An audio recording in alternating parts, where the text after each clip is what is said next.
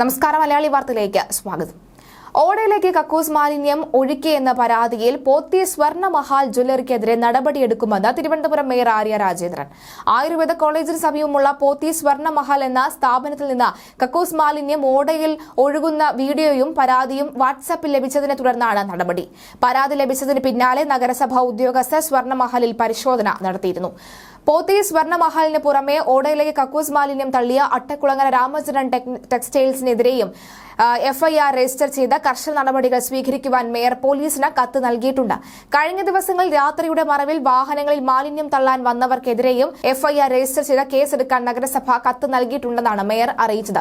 Health സ്ക്വാഡിന്റെ പരിശോധനയിൽ അട്ടക്കുളങ്ങരയിൽ പ്രവർത്തിക്കുന്ന രാമചന്ദ്രൻ ടെക്സ്റ്റൈൽസിൽ നിന്ന് കക്കൂസ് മാലിന്യം KRFBയുടെ ഓടയിലേക്ക് ഒഴുകിവിടുന്നതായി കണ്ടെത്തിയിട്ടുണ്ട്.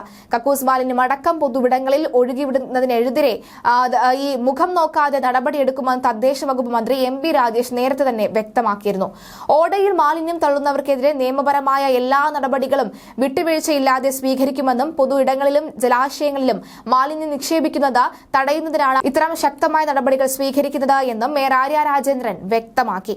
എന്തായാലും ഇത്തരം ഒരു നടപടി, അതായത് ആമയിഴഞ്ചെന്നോടുമായി ബന്ധപ്പെട്ടുള്ള ആ ഒരു പ്രശ്നം വന്നപ്പോൾ തന്നെ ഈ തോട്ടിലേക്ക് മാലിന്യം വലിച്ചെറിയുന്നതിൽ നഗരസഭയ്ക്ക് മാത്രമല്ല തെറ്റ്, അത് വലിച്ചെറിയുന്ന ഓരോ വ്യക്തികൾക്കും അതിൽ പങ്കുണ്ട് എന്ന് പറഞ്ഞിരുന്നു.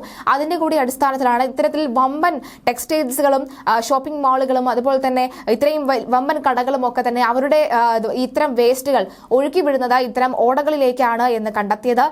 കൃത്യമായി ഉള്ള വ്യക്തമായ വീഡിയോകൾ നിങ്ങൾ ഞങ്ങൾക്ക് അയച്ചു തരും, തുടർ നടപടികൾ ഞങ്ങൾ സ്വീകരിക്കാമെന്ന് മേയർ ആര്യ രാജേന്ദ്രൻ തന്നെ നഗരസഭയെ മുൻനിർത്തിക്കൊണ്ടൊരു കാര്യം പറഞ്ഞിരുന്നു. അതിന്റെയൊക്കെ അടിസ്ഥാനത്തിൽ ലഭിക്കുന്ന വീഡിയോയുടെ ഒരു സ്ഥിരീകരണം കൂടി പരിശോധിച്ചതിന് ശേഷം, നിജസ്ഥിതി കൃത്യമായി പരിശോധന ശേഷം മാത്രമാണ് ഇത് നടപടി എടുക്കുന്നതാണ് വ്യക്തമാകുന്നത്. എന്തായാലും സ്വർണ്ണമഹാലിലേക്ക് കഴിഞ്ഞ ദിവസം നഗരസഭാ ഉദ്യോഗസ്ഥർ കയറി ഇറങ്ങിയിട്ടുണ്ടെന്നാണ് മനസ്സിലാകുന്നത്, പരിശോധന നടത്തിയിട്ടുണ്ട് എന്നാണ് മനസ്സിലാകുന്നത്. തുടർന്ന് എഫ്ഐആർ രേഖപ്പെടുത്താനായി പോലീസിനോട് ആവശ്യപ്പെട്ടിട്ടുണ്ട്, നിർദ്ദേശം നൽകിയിട്ടുണ്ട്.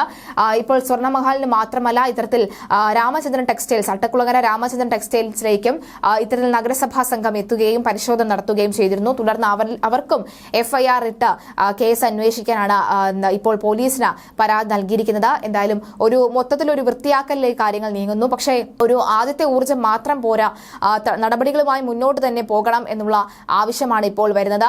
നല്ല കാര്യം, നല്ലത് ചെയ്താൽ നല്ലതെന്ന് പറയാം, നല്ല കാര്യം തന്നെയാണ്. പക്ഷേ ഇത് ഒരു ആദ്യത്തെ ഒരു ആവേശത്തിന് മാത്രം ഉണ്ടാകരുത്, തുടർന്നും ഇത്തരം കാര്യങ്ങൾ ഉണ്ടാകണമെന്ന് വ്യക്തമാക്കുകയാണ് ജനങ്ങൾ. എന്തായാലും സ്വർണ്ണമഹാലിനെതിരെയും അതുപോലെ തന്നെ പോത്തി സ്വർണ്ണമഹാലിനെതിരെയും രാമചന്ദ്രൻ ടെക്സ്റ്റൈൽസിനെതിരെയും കർശന നടപടിയുമായി നഗരസഭ മുന്നോട്ട് പോവുകയാണ്.